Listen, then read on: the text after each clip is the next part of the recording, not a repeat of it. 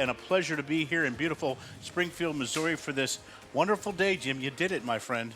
The grand opening of We this. got there. I thought we might. We did it. Unbelievable. Thanks for having us here. And how you feeling right now after the ribbon cutting and everything happened? How you doing? Well, first of all, I'm delighted to have you guys here. I really appreciate you honored. coming out Thanks, to cover this.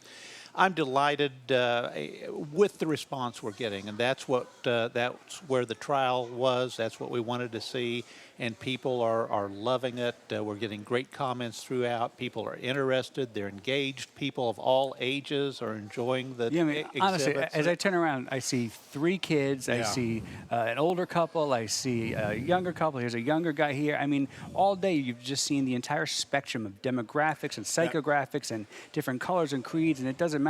But when you see, when you walk around, you see the mom pushing the stroller, and you hear them. When even Barry Williams, who you gave that tour to, he comes in, he's pointing at the guns and showing them with his guns kid. to his That kids. was so cool. And I just can't imagine how good you feel inside when you see that kind of stuff actually happening now. Well, that's why we're all here, isn't it? Yeah. To make that happen. So. All right. So what are people saying? What's the buzz you're getting? You look at the comment book up front, it's just awesome, fantastic, beautiful museum. People are enjoying it. We're getting the comment, you eavesdrop around the cases. You're trying to be a fly on the wall. Of course. But you definitely want to listen today. We're getting the, oh, wow, that's Napoleon's gun, or oh, wow, that's Annie Oakley's. And even better, we're getting the comments in front of the Sporting Arms timeline that covers 4 centuries of hunting guns in America, that people are saying, oh gosh, Dad had a gun like that, first time Grandpa took me hunting, it was with a shotgun like that, and that's really gratifying. People are relating to it. People are getting the message. I mean, a lot of the folks come here understanding the message to start with, but they get here, they see the guns, and they understand what it's all about. It was fun, Jim, watching, first of all, after the ribbon cutting, just seeing, I walk by you and just see the smile on your face, and I just can't imagine how good it felt inside. But, other than, when you did the tour at Barry just now, we've been walking around all day, and you've just been, stopping and just, showing people things. And you're stopping at cases, and you're pointing this stuff out, and pointing that stuff out. Is that the best part of your job? Yeah, I love that. The storytelling? Yeah, I mean, really is. Because, of course, it's hard work, and you've been here for months, but then when you actually get to share the stories and know that they're walking away with just a little bit more than just what the plaque says. Exactly. I mean, it's just I can't imagine how rewarding it is. Yeah, well, and all of our curators feel that way. Doug Wickland's a great storyteller. Yep. Phil Schreier is a storyteller without peer, and these guys live to talk to people about guns, to tell the story of the heritage of firearms in America, and people respond to that. So it's the best part of the job, for sure. If you had to pick the one question you've gotten the most so far, what is it? Where's the restroom? All right, the number. I shouldn't say the number. I shouldn't say the number 2 go ahead, question. say it. I'm going to the next question. Yeah. People ask where the guns come from. Yeah. And they say these all come from NRA. Whose are these? And the answer is the NRA firearms collection has been building for 80 years since the museum first opened, and it's through the foresight and generosity of people who have these great guns, and they understand that future generations need to be educated. They understand that the NRA and the NRA museums will conserve these firearms treasures and handle that education message. And they saw this, people dedicated guns last week. They donated them 10 years ago. They donated them 50 years ago. And those are a lot of these guns you see here. Now, we have these incredible collections that came in on loan. Oh, yeah. Talk about the different collections we have here. It's amazing. We really have 3 complete museums within this museum that came to us by different sets of circumstances. And certainly the one that I think is huge to this museum is the Remington factory collection. Right over here. The entire length of this wall are firearms and paintings and artifacts on loan from Remington Arms Company. These have not been seen outside of the Remington factory in Ilion, New York, and here we are able to get these in front of the public through their generosity and willingness to present these and say, hey guys, here's the story. We start with some of their very earliest guns. We've got prototypes. We've got. Well, I like the whole thing here is the cutaways. I love the cutaways. Explain explain the cutaways. Well, the cutaways are used for a number of things. Often it's kind of to demonstrate the action of the gun, whether it's kind of a salesman sample or for training of armorers. And collectors love factory cutaways. They're very, very rare. You're very that's seldom- okay. Oh, yeah, it's a huge deal. It's a huge deal. If It's you're like a rookie card for baseball collectors. Any model of gun you're collecting, if you can get a factory cutaway, that's going to be in the center of your display. 'Cause that's I a really never cool knew thing. that. Oh, yeah. Interesting. Okay. Yeah, yeah. But, if you see 2 factory cutaways, it's a knockout. But here we have how many? We've got Forget an about entire it. wall of Yeah. factory Oh, my cutaway gosh. firearms going back, what, 50, 60, 70 years, coming on up through today. So a collector would come to this museum and see that, and that would be their jaw dropper. Oh, their jaw's going to be dragging No, I well understand. before they get but, here. But They're when they just see gonna that, pass out. Yeah. the cutaways, a group of cutaways like that is really huge. It's a huge deal, but the historical guns are huge. No, of course, the of engraved guns are huge. The Jesse James gun Jesse collection. James, the outlaw and lawman guns, those are Yeah. always popular. Oh. And of course, Jesse James, he's not a bad guy here in Missouri. He's a folk hero. So Before we get to the other exhibits on display here, can we talk about the table we're at right now? Because we haven't given. I'm gonna say, let's we've- give this we some haven't love. given this Isn't table. this cool? Yeah. This has Isn't been our this cool? broadcast table yesterday and today. And we've really not given it any the love it I know. deserves. What is this table we're on? this is an exceptional collection. These are Savage pistols. Now, when you say Savage arms, you think the long guns. You think the lever actions, the bolt actions. You think the Savage hunting rifles. But back in the first couple of decades of the 20th century, Savage did a heck of a market in pocket pistols. So these are all mostly 32 ACP, some 380 ACP. But this collection is on loan from Taz and Bailey Brower. Bailey is literally the guy who wrote the book on Savage pistols. And he came to us a few years ago. We'd had a long, good relationship with him, very knowledgeable collector. And he brought in these 4 trials pistols from the U.S. military trials of 1907 to 1911, Right. the trials that developed and adopted the model 1911 Right. Colt as the military pistol. But he had these original guns that had been in Yes. this. He initially said, I want to loan you these. It was the centennial of 1911, so we were delighted to I have remember them. talking to Phil about Yeah, that for Curator's yeah, Corner. yeah. Very unique looking firearm. It was the heart of our display and very historically important guns. Then he donated those to us. Oh. And he came to us a year or two ago and he said he had these guns that are literally the illustrations in the book on Savage pistols. These incredible engraved guns, these guns Yeah, with... so we can't take these out of the case, of course, but just go down. No, there's go an down, alarm go camera, down and so just don't do that. and tell us about some of the ones that are in here. Right here, this group of 5 guns illustrates the different finishes that were available and on special order. Now, these were all blue with hard rubber grip guns. But you look here, you've got these beautiful, they call them tuxedo grips. They're mother of pearl with a black hard rubber inlay. Savage is the only outfit that ever made anything like this, and they're incredibly rare. You've got nickel pistols, you've got silver-plated pistols, you've got two-tone pistols. And these, these just were not made. Very few of them made, but we have all those examples here. Over here, you've got some great engraved Savages. This one that's mounted a little higher than the other is historically important. That belonged to General Marion Mouse.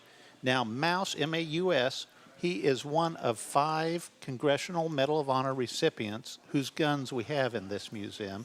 He received his Medal of Honor during the Geronimo campaign. So it goes back quite a ways. And then this plaque in the middle. Yeah, I wanted to ask about that. What's the significance? Man, the plaque itself is cool. Yeah, the That's a plaque's plaque. beautiful. That Savage made that. Right. Savage had that hand carved for one of their exhibitions for the 1910 equivalent of the SHOT Show, whatever that was back then. But they were saying, hey, here's our product line, and look at this giant pistol in the middle. Well, this wasn't, let's make a big pistol to be cool and show what the gun is. That's one of the actual 45 caliber Savages that was made for the U.S. military trial. Only 200 of them. Yes. Only 200 of them ever made. They were all used in the military trials. Military said, well, we're going with the Colt. Well, Savage had these 200 pistols laying around. They said, well, we'll peddle them to the public. So they sold most of them, but they kept one of them in that for their traveling exposition types of things. So just an incredible collection. Literally the very finest collection display of this particular model of gun that you could imagine. And to be broadcasting from on top of it is Yeah, unbelievable. I It Isn't really, that fun? it's a cool Isn't that event. fun? Yeah. So, okay, so you have this. We're talking Remington. What else? Talk about some of the other collections here. Gosh, every one of these exhibit cases has a different theme. So you look right over here to our right, you have exceptional custom guns. There's that beautiful, beautiful little rolling block 22 rifle right in the middle of it, done by a woman engraver and gun maker. Exquisite wood on that. Yeah. The engraving on those Smith & Wesson revolvers are great. That gold Damascene semi-auto pistol is wonderful. You've got a Paradox gun over there, a great Wesley Richards Paradox gun, and what that is it's a big game hunting gun. It's the one with all those line of express sights sticking up, and it was used to fire a 12-gauge slug. The rifle is mostly smooth bore, but the last few inches of that barrel are rifled to put a spin on the slug. So that's why they called it a Paradox gun. It was a Paradox. It was neither a shotgun nor a rifle barrel. You know, I want to ask you, Jim. I don't know if our camera can even see these, but right to my right here, I've been fascinated, and not just because we're standing here. These guns fascinate me the most. You have this rail gun up top, and then you have these two bench rest rifles. I mean, they look like the tanks of rifles. Yeah, they don't even look, you don't even recognize them as rifles when you look at them. But that's an entire competitive sport. There's bench rest rifle shooting, and what they do is these are fixed to the shooting bench essentially, and the goal is to wring the last bit of accuracy possible out of a rifle, eliminating the human holding errors. Right. Now, there's still a great deal of skill involved in doping the windage and developing the load. Most of these guys will hand load right at the firing line, right at the competition, to tailor the load for the environmental conditions that you're shooting under, the temperature, the humidity, the windage. What caliber are those? Little-ish. Okay. That's a technical term. Technical term. No, they vary. There'll be a lot of times they're wildcat caliber, the same type of mind that would develop those type of rifle systems is going to want to tinker with the cartridges too. So a lot of times it looks like it takes a rifle. I mean, it looks like a rocket. I mean, it's just so big looking. Yeah, but when you think about the small caliber that goes in there, it's fascinating. Yeah. We're speaking with Jim Sapika, director of the new museum here at the NRA. I was going to ask Cameron, for those who are just joining us, Jim, just give a quick a kind of recap of the time and how this all came about. Because you talk about partnership with Remington. You guys, what a partnership here between NRA and Bass Pro Shops to get this done. It's remarkable, and this museum is here purely through the vision and the generosity of Johnny Morris of Bass Pro. This had been talked about for quite a while between Johnny and Wayne LaPierre, and Richard Childress had been very active in getting them together and getting them talking about this project. So this has been... And they were all three here today. Yeah, they were. They had to feel great about, you talk about this this triad of men trying to put this together, and then they're all here and you see it in action. I mean, they had to be excited too. They were very enthusiastic about it. It was their vision. They made it happen, and it's a visionary thing. But the physical construction of this space has been going on for 2 years. We at the museum have known that this was coming along. We've been working on it steadily for that full time. Really, this has been our primary task this year, is develop the exhibits, choose the guns, do the case layouts, develop the storylines, develop the signage. Well, and the other thing too, you talk about that stuff, but I'm not going to say what you told me off air, but just because we were talking about the security, I'm not going to say what the methods were. Yeah. But some of the, you really don't think about stuff like that, but the security for something like this, it was amazing what you told me. Yeah. So it's hard to think about all the components that go into something like this. Yeah. I mean, this is such an amazing treasure that needs to be protected, but it's so many details. Well, the thing is, Bass Pro came in and they absolutely did this right. Yeah.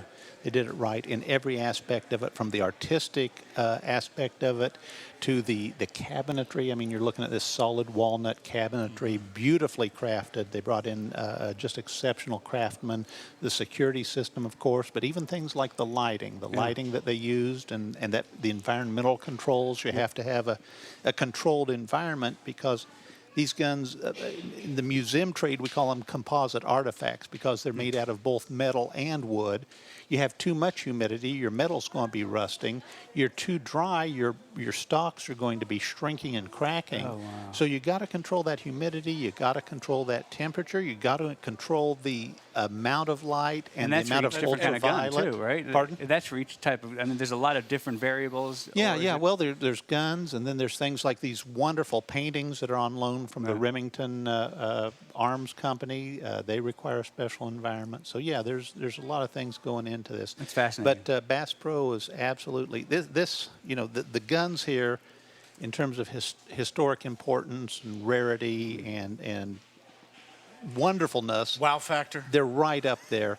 But this museum, there's nothing like this in terms of Firearms Museum when you start looking at the layout and the design and the construction and the contextual aspect of how the guns are presented. I do not believe there's anything like this anywhere other than right here. Wow. And Cameron, you mentioned about what Herculean effort is logistically to get this together. And we've seen in just our own little slice, and your kindness to have us here. So we're putting this together, and then you guys have incredible security, and then you also have incredible amount of things to do to finish this thing. Yeah. Then on top of that, we bring in all our stuff. And hey, why don't you guys sit up here and do this broadcast here just to watch what has been going on between your staff and the Bass Pro staff. It's amazing to watch the operation because you couldn't, probably a lot of different groups of people couldn't have pulled this off the way you guys did. Finest team of professionals I've ever worked with involved in assembling this museum, Bass Pro, and of course, you know, I'm incredibly proud of the NRA museum staff, outstanding professionals there. So Yeah, well, you were asking about what questions you're being asked, Cameron. The question we've been asked the most, and this for real, is who's responsible for putting this all together? And you know, the reason we called Barry Williams, called you over when Barry was here, because he said many times in the interview, "Who put this together? Who put this together?" So when you were walking Barry around, you know, was that a cool? Was that a cool I experience? love doing that. Well, it was special. But anybody who's got an appreciation and an interest in the firearms, you love to talk with, you love to visit with. So he had his own insights, as so many of the people here do. Yeah. You like to hear that. You like to hear the responses. You love to answer the questions. So yeah, that's cool. That's great.